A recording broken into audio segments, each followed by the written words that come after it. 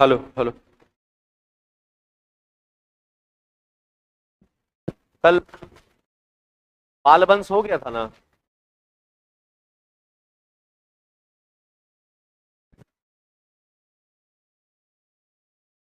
Hello hello.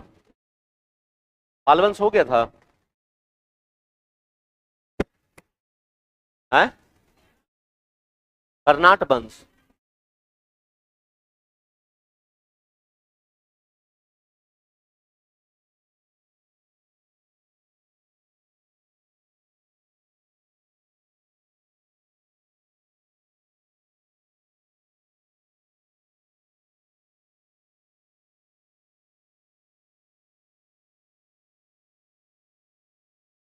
Online वाला। आवाज जा रहा है, एक बार पांच दबाओ।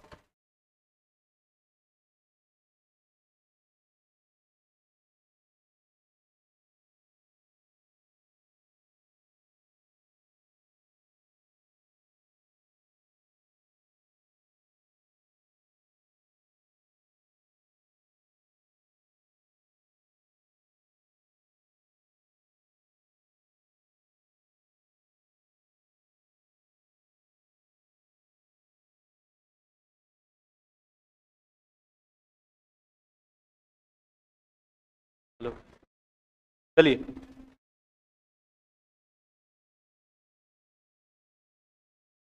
आगे बढ़े। कल हम बताए थे कि बिहार के जो मिथिला वाला क्षेत्र है, उस मिथिला वाले क्षेत्र में आवाज कुछ ज्यादा नहीं सूंघ रहा है, तो थोड़ा कम करिए तो।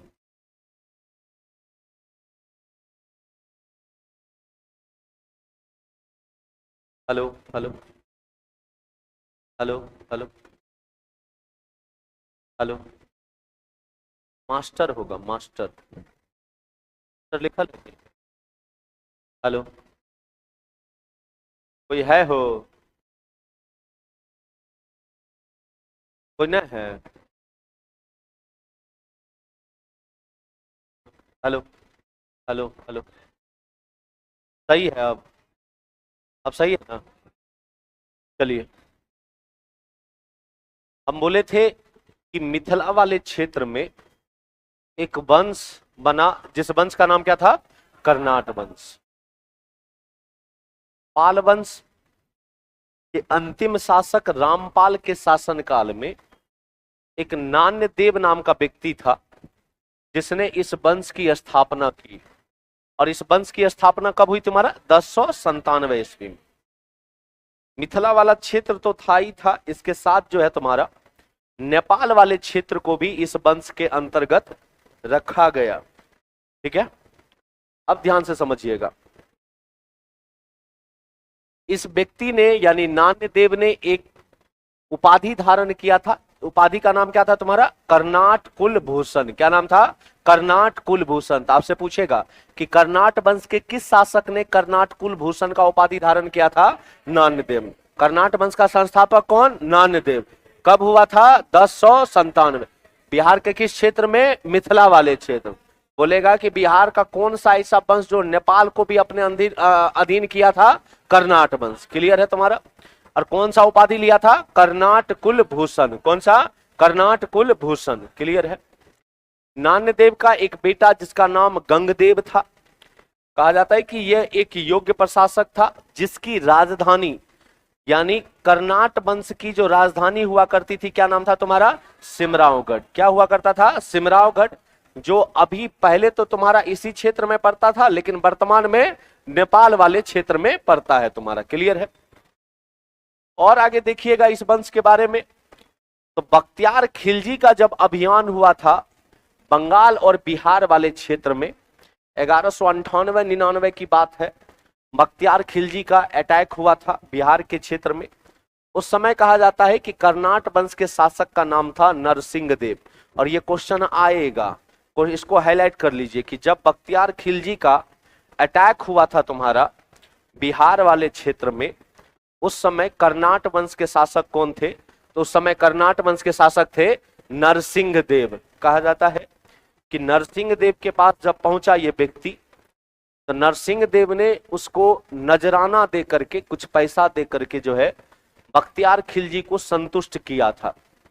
उस समय कहा जाता है कि नरसिंह देव का तिरहुत और दरभंगा क्षेत्रों पर अधिकार हुआ करता था। किस क्षेत्र पर तुम्हारा?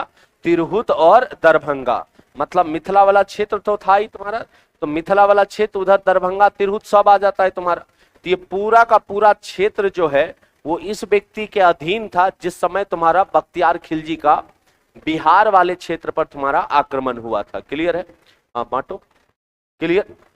आगे जब देखोगे तो कहा जाता है कि नेपाल में तेलजू नामक देवी की पूजा की परंपरा की शुरुआत श्रेय हरि सिंह को दिया जाता है। इस पॉइंट को हाईलाइट करिएगा कि तेलजू नामक देवी की पूजा की परंपरा की शुरुआत जो है उसका श्रेय जो है वो कर्नाट वंश के राजा हरि सिंह को तुम्हारा जाता है।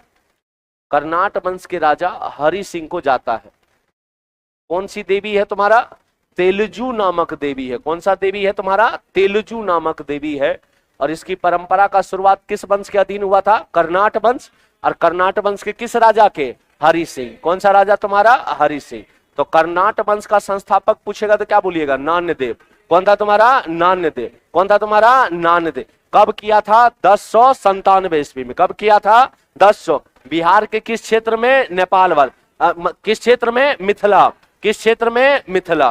बोलेगा कि बख्तियार खिलजी का जो आक्रमण हुआ था वो कर्नाट वंश के किस राजा के? क्या बोलिएगा? नरसिंह देव। कौन सा? नरसिंह देव। बोलेगा कि एक देवी का पूजा का परंपरा हुआ था, नाम क्या था तुम्हारा? तेलजू। और बोलेगा कि किस राजा के? हरि सिंह। अब वंश पूछेगा तो कर्नाट वंश। कौन सा वंश? कर्नाट वंश। क्लियर है तुम्हारा? आगे देखो, हरि सिंह ने नेपाल में मैथिल समाज को एक नया स्वरूप प्रदान किया था। ध्यान से समझना कि हरि सिंह के बारे में कहा जाता है कि जो आज जो मैथिली समाज देखते हो, मैथिल समाज को एक बढ़िया रंग रूप किसी ने दिया तो कर्नाट वंश के इस राजा ने दिया जिसका नाम हरि सिंह था तुम्हारा। क्लियर है तुम्हारा? अब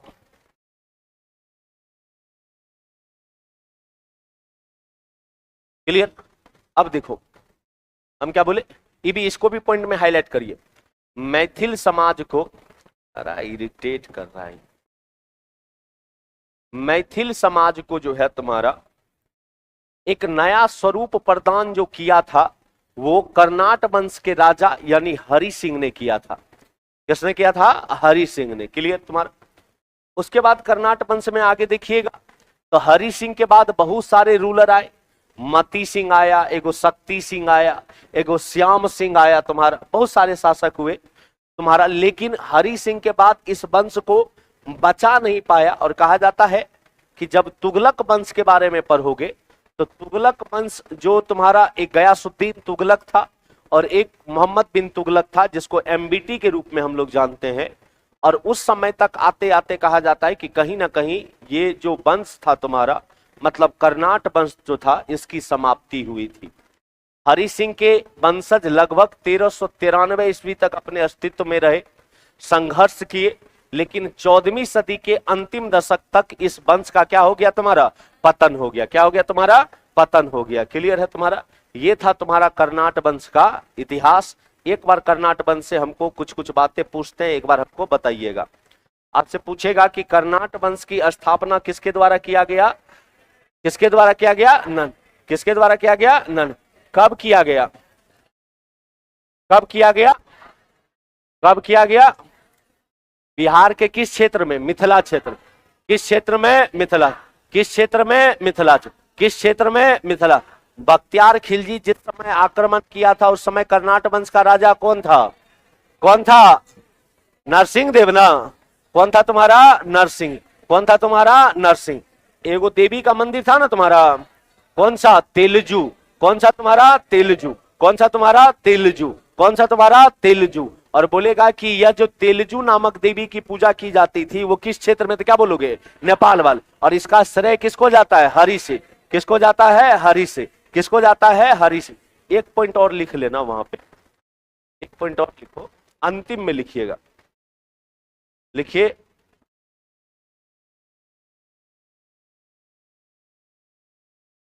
इस वंश का पतन, इस वंश का पतन अंतिम में लिखना। इस वंश का पतन, किस वंश का पतन? कर्नाट वंश का पतन। इस वंश का पतन कहा जाता है, इस वंश का पतन कहा जाता है कि, इस वंश का पतन कहा जाता है कि मोहम्मद बिन तुगलक के समय में, मोहम्मद बिन तुगलक के समय में, मोहम्मद बिन तुगलक के समय में इस वंश का पतन कहा जाता है कि मोहम्मद बिन तुगलक के समय में काफी हद तक हो गया था, काफी हद तक हो गया था, काफी हद तक हो गया था। क्लियर है तुम्हारा? काफी हद तक हो गया था। ठीक है तुम्हारा, कोई दिक्कत नहीं। अब आपका प्राचीन इतिहास जो है वो बिहार का समाप्त होता है। अब आते हैं हम लोग मध्यकालीन बिहार पे। बिहार का स्वरूप कैसा था मध्यकाल में, उसके बारे में थोड़ा सा जानते हैं। कहा जाता है कि पहली बार जो तुर्कों की आक्रमण हुई थी बिहार वाले क्षेत्र में, तो पहली बार जो तुर्कों की आक्रमण हुई थी वो बख्तियार खिलजी के बारे में कहा जाता है कि बिहार में तुर्क सत्ता का जो स्थापना का श्रेय दिया जाता है वो बख्तियार खिलजी को दिया जाता है। बख्तियार खिलजी ने ही तुर्क सत्ता का स्थापना किया बिहार में। बख्तियार खिलजी के बाद जितने भी दिल्ली सल्तनत के राजा हुए, चाहे वो गुलाम वंश के राजा हुए, चाहे वो तुम्हारा खिलजी वंश के राजा हुए, चाहे वो तुम्हारा तुगलक वंश के राजा हुए, चाहे वो तुम्हारा लोदी वंश, सैयद वंश के बारे में ज्यादा नहीं बताया जाता है, लेकिन लोदी वंश के बारे में बलबन का नाम आता है, सॉरी क्या बोलते हैं, बहलोल लोदी का नाम आता है तुम्हारा। तो इस सब के बारे में बिहार के क्षेत्र में नाम तुम्हारा आता है। लेकिन कहीं ना कहीं जो इसकी शुरुआत हुई थी तुम्हारा, इसकी शुरुआत हुई थी तुम्हारा बख्तियार खिलजी के साथ। और बख्तियार खिलजी जो है तुम्हारा पहली बार तुर्क सत्ता का स्थापना करता है बिहार वाले क्षेत्र में 12वीं शताब्दी के अंत में। 12वीं शताब्दी के अंत मतलब हम बोले थे कि अभी 1198-99 तुम्हारा, तो 12वीं शताब्दी के अंत में तुम्हारा और 13वीं शताब्दी के आरंभ में तुर्क सेनापति जिसका नाम मलिक हुस्सामुद्दीन के सहायक थे, जिसका नाम था इब्ने बख्तियार खिलजी, उसने बिहार के कर्मनासा नदी का नाम सुने होंगे आप लोग। कर्मनासा नदी बोले तो बक्सर के पास है तुम्हारा, और कर्मनासा नदी को जो है तुम्हारा कहा जाता है कि सबसे अपवित्र नदी माना जाता है। यदि आप बहुत शुद्ध हैं, बहुत दिल के साफ हैं, तो कर्मनासा में एक बार जाके डुबकी लगाइए, बिना पाप किए हुए आपको पाप चढ़ जाए, इतना अपवित्र नदी माना जाता है कर्मनासा नदी को। लेकिन कर्मनासा नदी को देखो वो मिलती भी है किससे, तो गंगा नदी से मिलती है। मतलब अपवित्र जिसको माना जाता है उसका कहीं ना कहीं मिलन जो हो रहा है किसमें हो रहा है, सबसे बड़ी पवित्र नदी में मिलन हो रहा है तुम्हारा। तो कहा जाता है कि कर्मनासा नदी के पूर्व की ओर सफल अभियान किया था तुम्हारा, और पहला व्यक्ति कौन था, तो क्या बोले गया, बख्तियार खिलजी। कौन था तुम्हारा, बख्तियार खिलजी। एक बात वहां पे लिखो कि तुर्क सत्ता का, यहां पे लिखिएगा, पीडीएफ मिल गया ना, तुर्क सत्ता का, तुर्क सत्ता का बिहार में तुर्क सत्ता का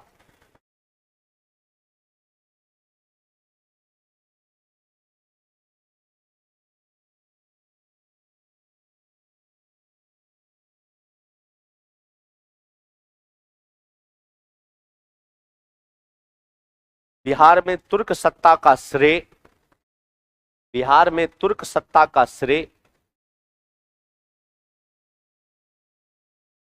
बख्तियार खिलजी को, बख्तियार खिलजी को, बख्तियार खिलजी को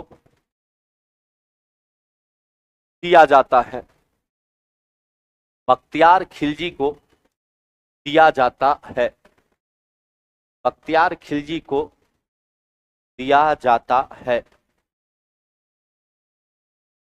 बख्तियार खिलजी को दिया जाता है। लिखें, जिस समय बख्तियार खिलजी बिहार और बंगाल वाले क्षेत्र पे तुम्हारा अटैक किया था, उस समय कहा जाता है कि बंगाल वाले क्षेत्र में एक वंश हुआ करता था जिसका नाम था सेन वंश। क्या नाम था तुम्हारा? सेन वंश। ये भी क्वेश्चन आ सकता है कि बंगाल वाले क्षेत्र में जब बख्तियार खिलजी ने अटैक किया था उस समय बंगाल में कौन सा वंश था तुम्हारा? सेन वंश। और सेन वंश का राजा का नाम क्या था? लक्ष्मण सेन। क्या नाम था तुम्हारा? लक्ष्मण सेन। और कहा जाता है कि पाल वंश का भी एक शासक था तुम्हारा जिसका नाम था इंद्रप्रद्युम्न पाल, नाम का एक पाल वंश का राजा था तुम्हारा। उस समय कहा जाता है कि अंतिम सांसें गिन रही थी पाल वंश और शुरुआत हो रहा था तुम्हारा सेन वंश का। तो सेन वंश के राजा का नाम क्या था तुम्हारा? लक्ष्मण सेन। तो आपसे पूछेगा कि जिस समय बख्तियार खिलजी ने बिहार और बंगाल वाले क्षेत्र पे चढ़ाई किया था उस समय तुम्हारा कहा गया कि भाई साहब जो बंगाल वाले क्षेत्र में जो वंश हुआ करता था वो कौन सा वंश हुआ करता था? सेन वंश। सेन वंश का राजा कौन था तुम्हारा? लक्ष्मण सेन। कौन था तुम्हारा? लक्ष्मण सेन। बख्तियार खिलजी को भेजा ही गया था कि बंगाल और बिहार के क्षेत्र को तुमको लेना है। और यही कारण है कि आगे जब आप मुगल वंश जब पढ़िएगा और मुगल वंश में भी जब बाबर मरा और बाबर के बाद जब हुमायूं राजा बना तुम्हारा, तो हुमायूं भी चढ़ाई करना चाहता था बिहार और बंगाल वाले इलाके में। लेकिन बिहार और बंगाल वाले इलाके को जो भी शासक आए, खास करके अफगान शासक जितने हुए तुम्हारा, जैसे शेर शाह सूरी अफगान शासक था तुम्हारा, और कहा जाता है कि भाई साहब कभी भी ये लोग कोशिश नहीं किया या ये लोग देने का कोशिश नहीं किया बंगाल और बिहार वाले क्षेत्र को। बख्तियार खिलजी को रोका भी जाता है लेकिन यहां कहा जाता है कि बख्तियार खिलजी की जीत होती है और बंगाल वाले क्षेत्र को कहीं ना कहीं ये लिया था। और जो तुम्हारा दक्षिण बिहार वाला इलाका है या पूर्वी बिहार वाला इलाका जो कहिएगा, ये इलाका भी जो है बख्तियार खिलजी के अंतर्गत आया था, लेकिन जो नेपाल वाला और मिथिला वाला क्षेत्र था वो बख्तियार खिलजी नहीं ले पाया था। उसका कारण अभी हम बताए थे तुम्हारा, जो कर्नाट वंश के राजा थे तुम्हारा, इसने नजराना भेंट किया था और नजराना भेंट के स्वरूप जो है वो कर्नाट वंश के क्षेत्र को बख्तियार खिलजी छोड़ता है तुम्हारा। आगे जब तुम देखोगे इसके बारे में तो कहा जाता है कि अभी तुरंत अभी बताए ना कि बिहार में तुर्क सत्ता का स्थापना का वास्तविक श्रेय किसको दिया जाता है? बख्तियार खिलजी। किसको दिया जाता है? बख्तियार खिलजी। किसको दिया जाता है? बख्तियार खिलजी। क्लियर है तुम्हारा? बिहार में तुर्कों की सबसे महत्वपूर्ण विजय जो है बख्तियार खिलजी की ओदंतपुरी पर विजय थी तुम्हारा। इस पॉइंट को भी हाईलाइट रखिए, इस पॉइंट को भी हाईलाइट करिए। जो बख्तियार खिलजी की जो बिहार में सबसे महत्वपूर्ण विजय माना जाता है वो ओदंतपुरी को विजय माना जाता है। और यह विजय उसने कब किया था तुम्हारा? 1198 ईस्वी में। कब किया था? 1198 में। तो बिहार के ओदंतपुरी क्षेत्र को बख्तियार खिलजी ने कब जीता था? तो कब जीता था? 1198। कब जीता था? 1198। कब जीता था? 1198। किसको? तुम्हारा ओदंतपुरी। ओदंतपुरी को अब हम लोग किस नाम से जानते हैं? बिहार शरीफ। किसके नाम से जानते हैं? बिहार शरीफ। कल भी बताए थे कि ओदंतपुरी विश्वविद्यालय बना था नाम, और ओदंतपुरी विश्वविद्यालय किस क्षेत्र में? बिहार शरीफ। किसमें? तुम्हारा बिहार शरीफ। क्लियर है तुम्हारा? बख्तियार खिलजी ने बौद्ध धर्म के विरोधियों के सहयोग से नालंदा विश्वविद्यालय को नष्ट किया तुम्हारा, और इसने एक शहर बनाया तुम्हारा जिस शहर का नाम क्या था? बख्तियार शहर बनाया था। लेकिन आज इसको बख्तियारपुर के नाम से जानते हैं हम लोग।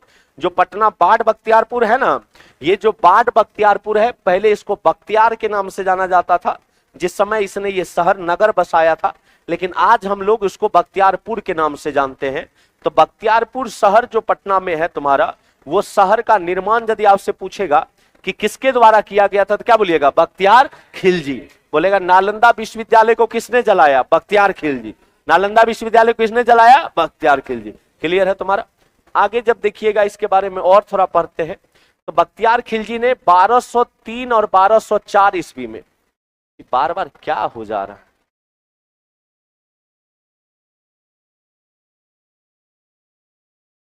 समझे नहीं आता है।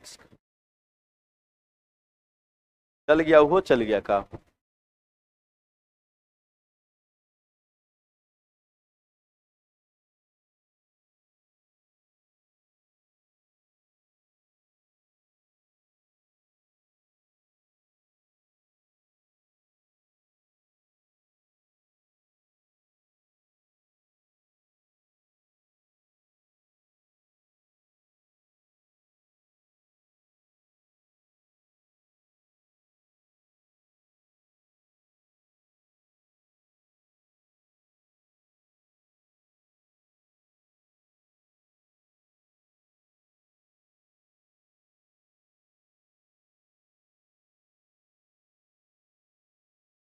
कोई है वहां, देखो तो।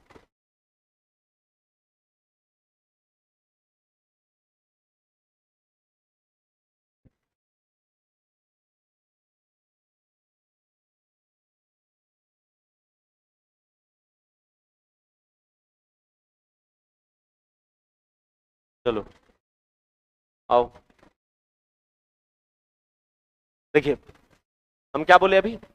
हम बोले कि भाई साहब बख्तियार खिलजी जो है 1203 से 1204 ईस्वी में, कहा जाता है कि नदिया एक जिला है पश्चिम बंगाल का, नदिया पर तुम्हारा कहा जाता है कि इसने चढ़ाई की, जो सेन वंश के शासक लक्ष्मण सेन की राजधानी हुआ करती थी। आपसे ये भी पूछ सकता है कि जिस समय बख्तियार खिलजी ने बिहार और बंगाल वाले क्षेत्र पर हमला किया था, आक्रमण किया था, उस समय सेन वंश जो बंगाल में हुआ करते थे, उसकी राजधानी कहां हुआ करती थी? नदिया। कौन सा हुआ करती थी? नदिया। जो किस क्षेत्र में? बंगाल क्षेत्र। किस क्षेत्र में तुम्हारा? बंगाल क्षेत्र में।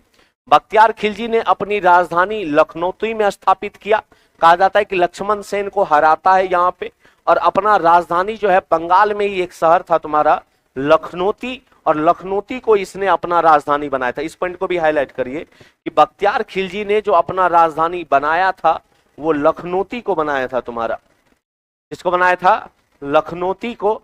और लखनऊ बोले तो बंगाल वाले क्षेत्र में पड़ता था तुम्हारा। और कब बनाया था? तो 1203 से 1204 ईस्वी में। किसको हरा करके? तो क्या बोलिएगा? लक्ष्मण सेन। और सेन वंश की राजधानी क्या हुआ करती थी? नदिया। कौन सा? और ये क्षेत्र कहां पे? बंगाल में। कब तुम्हारा? तो 1203 से 1204 ईस्वी में। क्लियर है तुम्हारा? आगे जब देखोगे तो कहा जाता है कि बीमारी की अवस्था में बख्तियार खिलजी के एक अधिकारी जिसका नाम था अली मर्दन, और अली मर्दन के बारे में कहा जाता है कि जब ये बीमार पड़ा तो ठीक हुआ, लेकिन फिर बिहार में रहा सब दिन ये। तो जब दोबारा एक बार बीमार पड़ा तो इसकी हालत इतनी खराब हो गई थी, तो इसी का एक तुम्हारा अधिकारी था जिसका नाम था अली मर्दन, उसकी हत्या कर दी। हालांकि जिंदा रह के तुम क्या करेगा, बहुत को मारा है, अब चलो तोरो बारी आ गया। और इसको मार करके आज का जो बिहार शरीफ है वहीं पे कहा जाता है कि एक मोहल्ला है इमादपुर मोहल्ला, और इसी मोहल्ला में जो है तुम्हारा इसको दफन किया गया तुम्हारा। किसको? बख्तियार खिलजी को। किसको? तुम्हारा बख्तियार खिलजी को। अब हमको बताइएगा, जितना अभी बख्तियार खिलजी पढ़े हैं, बोलेगा कि बिहार वाले क्षेत्र में तुर्क सत्ता का स्थापित करने का श्रेय जो है वो किसको दिया जाता है? बख्तियार। किसको दिया जाता है? बख्तियार खिलजी। किसको दिया जाता है? बख्तियार खिलजी। बोलेगा बख्तियार खिलजी का बिहार वाले क्षेत्र पर सबसे पहले आगमन कब हुआ था? तो 1198। 1198। 1198। उस समय कहा जाएगा कि बंगाल में किस वंश का शासन चल रहा था? किस वंश का? सेन वंश। किस वंश का? सेन वंश। सेन वंश का शासक कौन? लक्ष्मण सेन। कौन सा? लक्ष्मण सेन। उस समय वहां की राजधानी क्या हुआ करती थी? नदिया। क्या हुआ करती थी? नदिया। बंगाल के नदिया जिले पर जो है तुम्हारा जो उसकी राजधानी हुआ करती थी, उस पे बख्तियार खिलजी ने कब चढ़ाया किया था तुम्हारा? 1203-4 में। कब किया था? 1203-4 में। और इसको हरा करके बख्तियार खिलजी ने अपना राजधानी किसको बनाया? लखनऊ। किसको बनाया? लखनऊ। किसको बनाया तुम्हारा? लखनऊ। नालंदा विश्वविद्यालय को जलाने में सबसे बड़ा हाथ किसका था? किसका था तुम्हारा? बख्तियार खिलजी। कब कब चढ़ाई किया था तुम्हारा? 1198। कब किया था? 1198। कब किया था? 1100। कब किया था? 1198। बोलेगा कर्नाट वंश का स्थापना किसने किया? नान्यदेव। किसने किया? नान्यदेव। कब किया? 1097। कब किया? 1097। कब किया? 10। राजधानी कहां पे? सिमरावगढ़।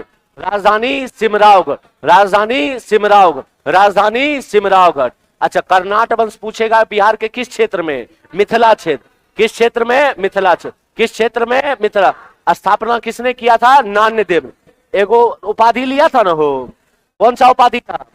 कर्नाट कुलभूषण। क्या नाम था? कर्नाट कुलभूषण। कौन सा उपाधि था? कर्नाट कुलभूषण। बोलेगा कि आपको पूछेगा कि बख्तियार खिलजी जिस समय बिहार पर अटैक किया था, उस समय बिहार के तुम्हारा कर्नाट वंश के राजा का नाम क्या था? कौन सा? कौन सा? नरसिंह देव ना। बोलेगा नेपाल में एगो देवी का परंपरा स्टार्ट हुआ था ना, कौन सा देवी? कौन सा देवी? कौन सा? किसने किया? अरे हरि सिंह ना। किसने किया? हरि सिंह। किसने किया? हरि सिंह। किसने किया? हरि सिंह। बख्तियार खिलजी ने सेन वंश के किस राजा को हराया था? किसको हराया था? लक्ष्मण। किसको हराया था? लक्ष्मण से। कोई दिक्कत नहीं है तुम्हारा। और भाई साहब पूछेगा कि बख्तियार खिलजी की हत्या किसके द्वारा किया गया था? किसके द्वारा? अली मर्दन। किसके द्वारा? अली मर्दन। और इसका जो है तुम्हारा, इसको दफनाया कहां गया था? क्या बोलिएगा? बिहार शरीफ। कहां पे? बिहार शरीफ। किस मोहल्ला में? इमादपुर मोहल्ला। कौन सा मोहल्ला? इमादपुर। कौन सा मोहल्ला? इमादपुर। क्लियर है तुम्हारा।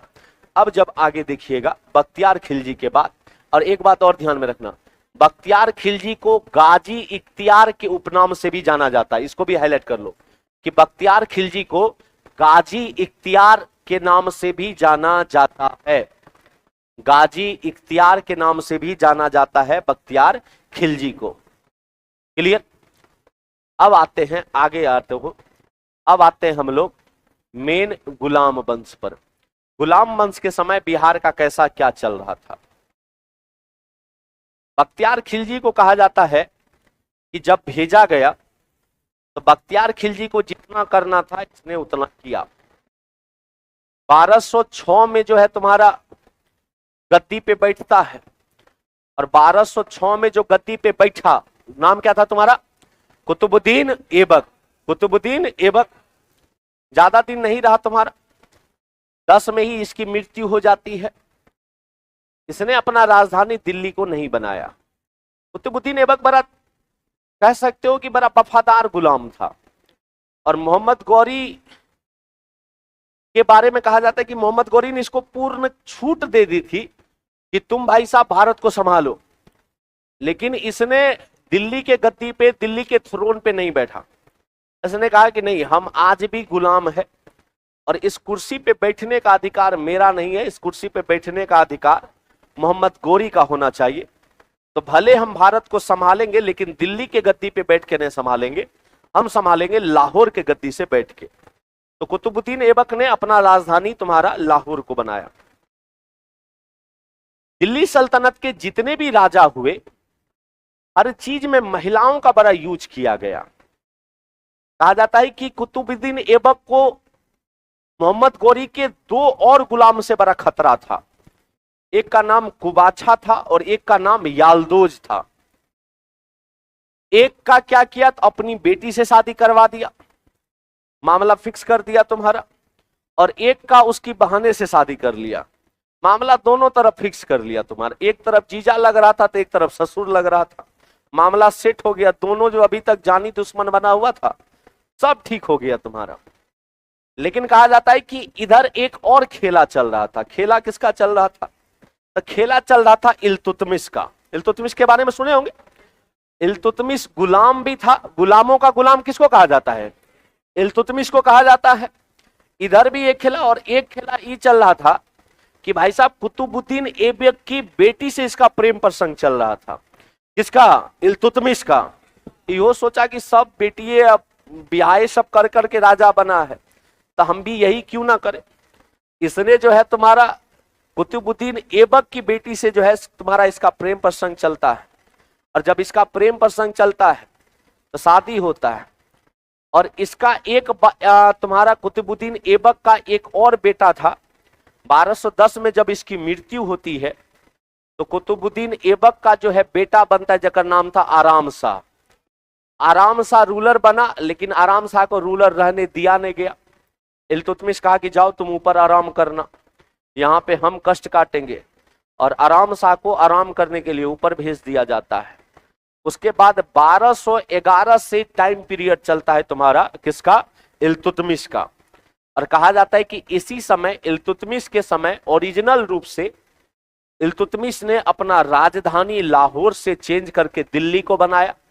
इसीलिए दिल्ली वंश का जो वास्तविक या गुलाम वंश का जो वास्तविक संस्थापक कहा गया वो किसको कहा गया? इल्तुतमिश को कहा गया। किसको कहा गया? इल्तुतमिश। 1211 से लेकर के 1236 तक रहता है तुम्हारा इल्तुतमिश गुलाम वंश का राजा बन के। तो कुतुबुद्दीन ऐबक ने कहा जाता है कि 1191 में एकता प्रदान किया था मोहम्मद गौरी ने कुतुबुद्दीन ऐबक को। एकता का मतलब होता है कि जागीरदारी प्रदान करना, यानी उस क्षेत्र को सौंपना। 1191 में ये तुम्हारा कहा गया।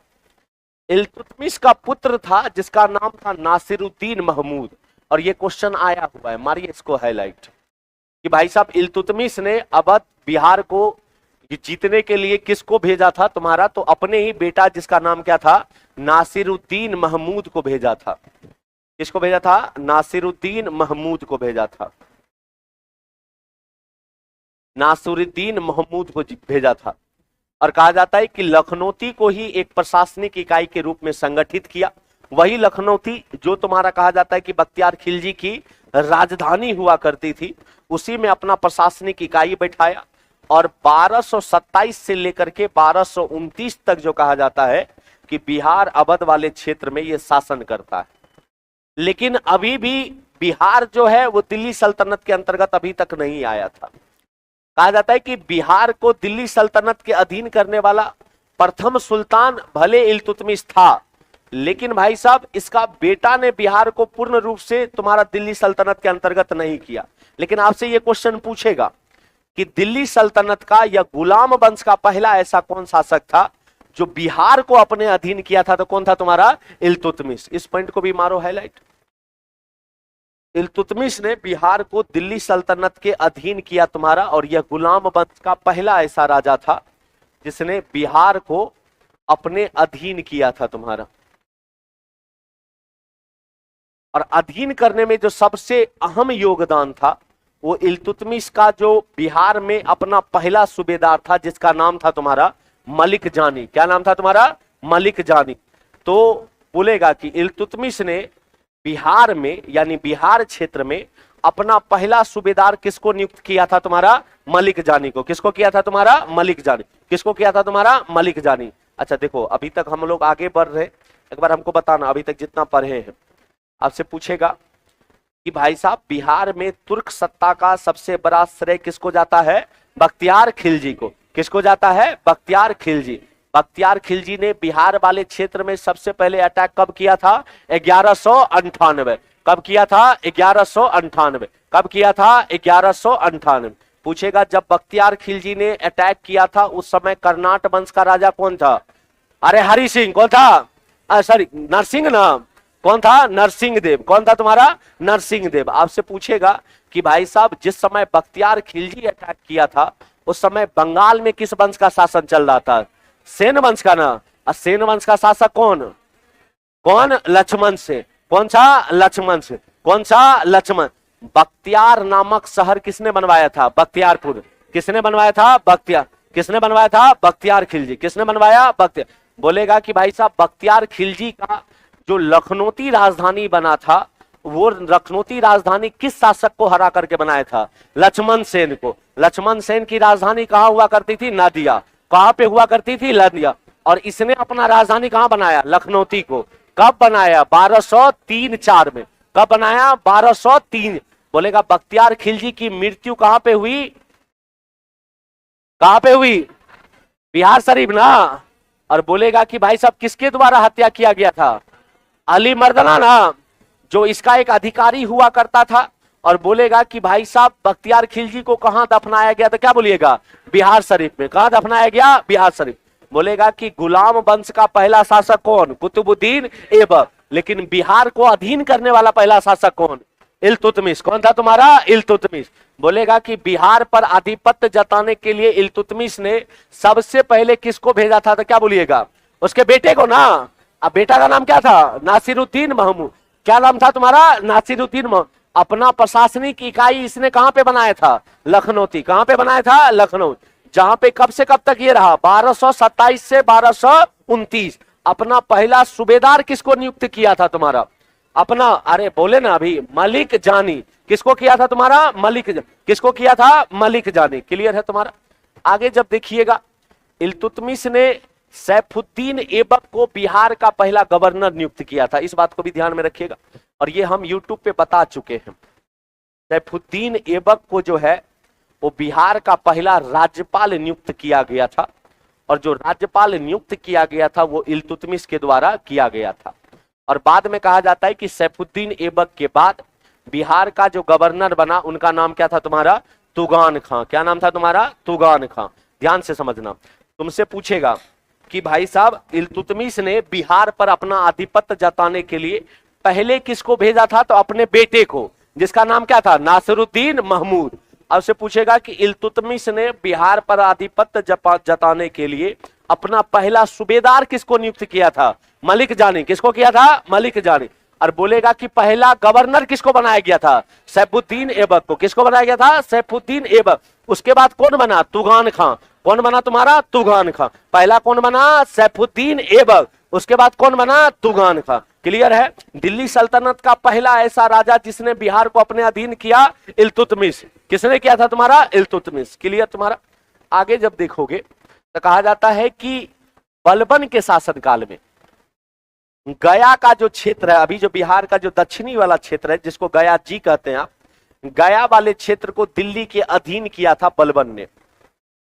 1236 में कहा जाता है कि जब इसकी मृत्यु हुई इल्तुतमिश की, तो इल्तुतमिश जा रहा था गुजरात अभियान पे, और इल्तुतमिश को 3 बेटा और 1 बेटी, लेकिन तीनों बेटा जो था इल्तुतमिश का बड़ा नालायक था, और उसको लगता था कि भाई साहब यदि मेरे चारों संतान में सबसे यदि योग्य संतान है तो हमारी बेटी है, और बेटी कोई और नहीं, कौन थी? रजिया सुल्तान।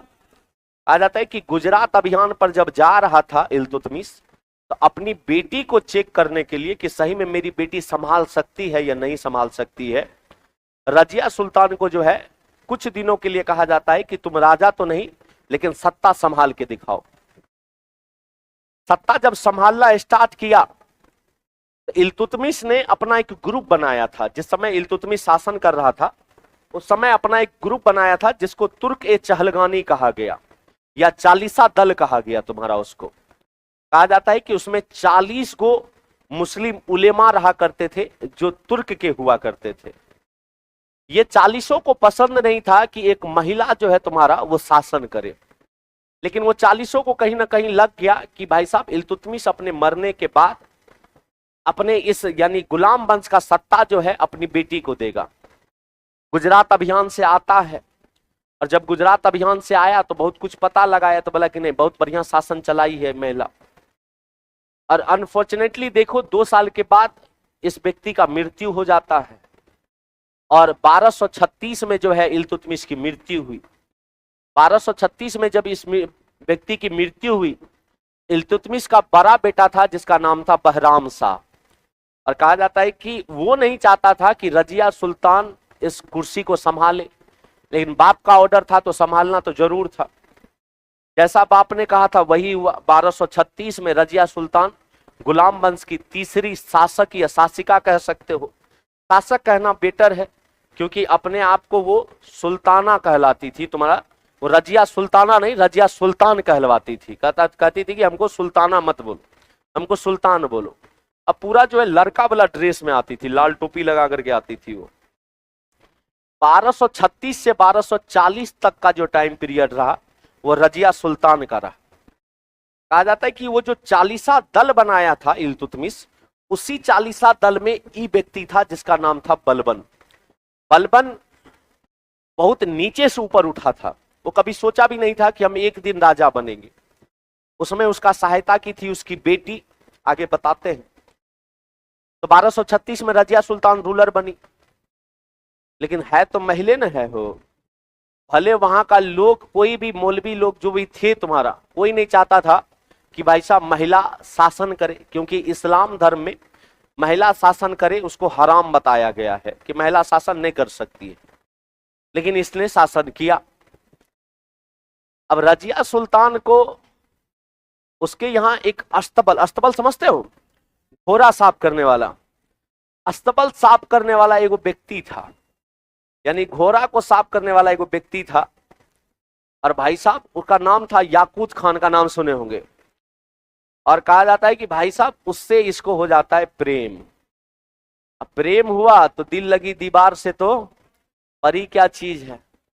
पहले छुप छुप के प्रेम हो रहा था, बाद में तुम लाख छुपाओ प्यार मगर दुनिया को पता चल ही गया तुम्हारा एक न एक दिन कि भाई साहब अब जो इसके भाई को था कि भाई साहब वो कैसे बन सकती है, एक मौका वो मिला, और जो 40 दल में जो 40 को लोग थे जो नहीं चाहते थे कि भाई साहब ये व्यक्ति जो है, मतलब ये जो महिला है रजिया सुल्तान रूलर बने, उसको बढ़िया मौका मिलता है।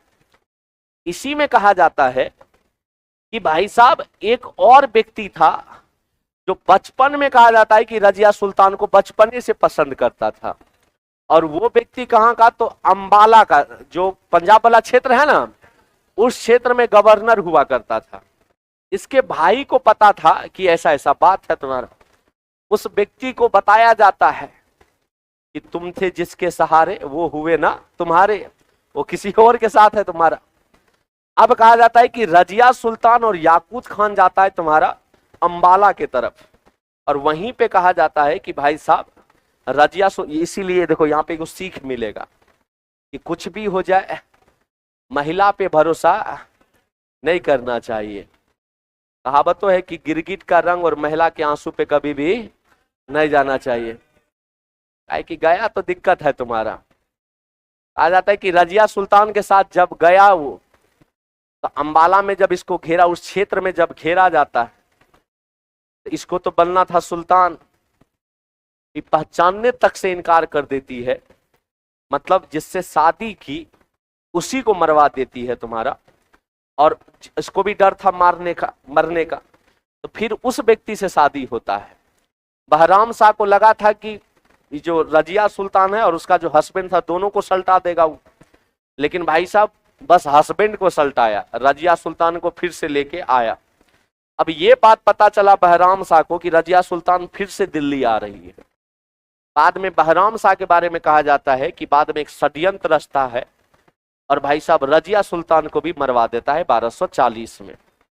तब तक बलबन पूरा का पूरा खेला देख रहा था, इसी 40 दल में रह करके बलबन सब कांड देख रहा था, और जितना षड्यंत्र रचा जाता था कहा जाता है कि उसमें इसी 40 दल के लोगों का हाथ होता था।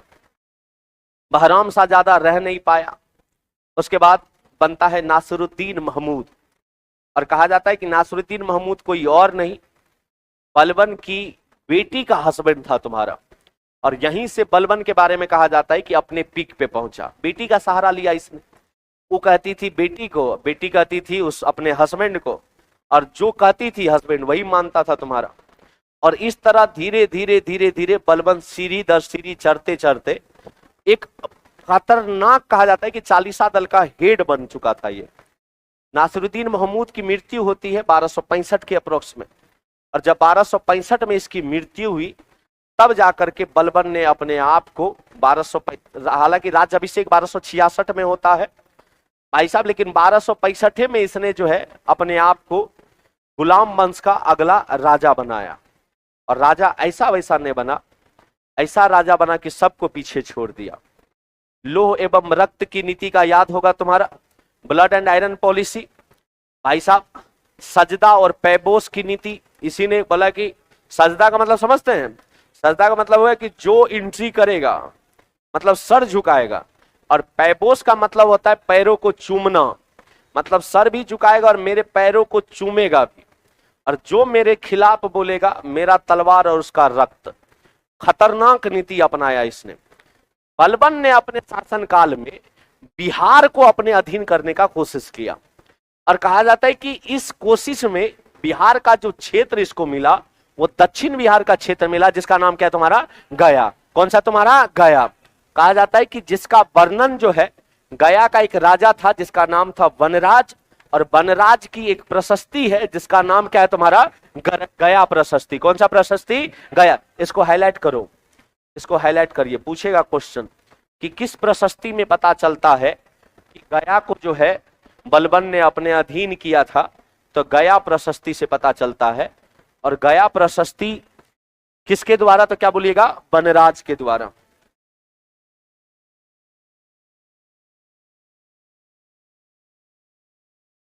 किसके द्वारा, वनराज के द्वारा।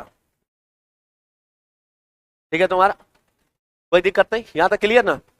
अब ध्यान समझिएगा, जब आगे देखोगे तो कहा जाता है कि लखनौती के शासक तुगरील खान ने बलबन की अधीनता स्वीकार की, परंतु 1279-80 में विद्रोह कर दिया था, और विद्रोह के बाद कहा जाता है कि बिहार को ठान लिया था बलबन ने कि पूरा बिहार को जो है अपने अधीन करेंगे, लेकिन वो अधीन कैसे करता है, नहीं करता है, इसका चर्चा आज नहीं करेंगे, इसका चर्चा करेंगे हम कल। अब थोड़ा सा इसको मोड़िए और ताल में ताल मिलाइए, नहीं तो बेताल बना देंगे। बताइएगा, पूछे हो? चलिए बोलेगा, एक तरफ से पूछ रहे हम, बोलिएगा कि कर्नाट वंश का संस्थापक कौन था तुम्हारा? नान्यदेव। कौन था? नान्यदेव। कब किया था? 1057। कब किया था? 1057। कब किया था? 10। बिहार के किस क्षेत्र में? मिथिला क्षेत्र। कौन सा क्षेत्र? मिथिला क्षेत्र। किस कौन सा क्षेत्र? मिथिला। बोलेगा कि भाई साहब इसने अपना राजधानी कहां बनाया था? सिमरावगढ़। कहां बनाया था? सिमरावगढ़। कहां बनाया था? सिमरावगढ़। कहां बनाया था? सिमराव, जो वर्तमान में कहां पड़ता है? नेपाल में। कहां पड़ता है? नेपाल। कहां पड़ता है? नेपाल। बोलेगा कर्नाट कुलभूषण की उपाधि किसने धारण की थी? नान्यदेव ने। किसने किया था? नान्यदेव। किसने किया था? नान्यदेव। बोलेगा कि तुर्क सत्ता का श्रेय बिहार में किसको जाता है? बख्तियार खिलजी को। बख्तियार खिलजी को। बोलेगा बख्तियार खिलजी जब अटैक किया था बिहार में, उस समय कर्नाट वंश का राजा कौन था? नरसिंह देव। नरसिंह देव। बोलेगा कि भाई साहब नेपाल में एगो देवी की पूजा का परंपरा स्टार्ट हुआ था ना, कौन सा? और बोलेगा उस समय राजा कौन? हरि सिंह। कौन था तुम्हारा? हरि सिंह। कौन था तुम्हारा? हरि सिंह। बोलेगा कि भाई साहब बख्तियार नामक शहर की स्थापना किसने किया था? किसने किया था? बख्तियार। किसने किया था? बख्तियार। बोलेगा जब बख्तियार खिलजी आक्रमण किया था उस समय बंगाल में कौन सा वंश चल रहा था? सेन वंश। कौन सा वंश? सेन वंश। सेन वंश का राजा कौन? लक्ष्मण सेन। कौन था? लक्ष्मण सेन। कौन था? लक्ष्मण सेन। कौन था? लक्ष्मण। सेन वंश की राजधानी कहां हुआ करती थी? नदिया। कहां हुआ करती थी? नदिया। उसको हरा करके इसने एगो नया बनाया नाम, कौन सा? लखनौती। कौन सा? लखनौती। कौन सा? लखनौती। बोलेगा कि नालंदा यूनिवर्सिटी को जलाने में सबसे बड़ा ये हाथ किसका? किसका? तुम्हारा बख्तियार। बख्तियार खिलजी। बोलेगा बख्तियार खिलजी की मृत्यु किस क्षेत्र में हुई थी? बिहार शरीफ ना। हत्या किया गया था ना इसका, इसके अपने ही अधिकारी के द्वारा। क्या नाम था? अली मर्दान। क्या नाम था? अली मर्दान। क्या नाम था? अली। और बोलेगा कि भाई साहब कौन सा मोहल्ला? कौन सा मोहल्ला? हाँ चलिए आप बताइएगा कि आपसे पूछेगा कि गुलाम वंश का पहला ऐसा शासक जिसने बिहार को अपने अधीन किया था, इल्तुतमिश। किसने किया था? इल्तुतमिश। किसने किया था? इल्तुतमिश। भाई साहब बिहार भेजा था पहली बार किसको? अपने बेटे को ही। क्या नाम था? नासिरुद्दीन। नासिरुद्दीन। एगो सूबेदार बनाया था ना हो, क्या नाम था? मलिक जानी। क्या नाम था? मलिक जानी। गवर्नर बनाया था ना, क्या नाम था? सैफुद्दीन ऐबक। क्या नाम था? सैफुद्दीन ऐबक। क्या नाम था? सैफुद्दीन ऐबक। क्या नाम था? सैफुद्दीन ऐबक। उसके बाद एक और आया ना, कौन आया? कौन सा? चलिए कोई दिक्कत ना है हो। अब चलो, और बोलेगा कि बिहार का जो दक्षिणी क्षेत्र गया है, इसको अपने अंतर्गत किसने किया था? अरे बलबन। किसने किया था? बलबन। किसने किया था? बलबन। वो किस प्रशस्ति से पता चलता है? गया प्रशस्ति। कौन सा प्रशस्ति? गया। कौन सा प्रशस्ति? गया। गया प्रशस्ति किस राजा से? वनराज। कौन सा? कोई दिक्कत नहीं, यहां तक आज वाला याद हो गया ना। चलो मिलते हैं हम लोग कल।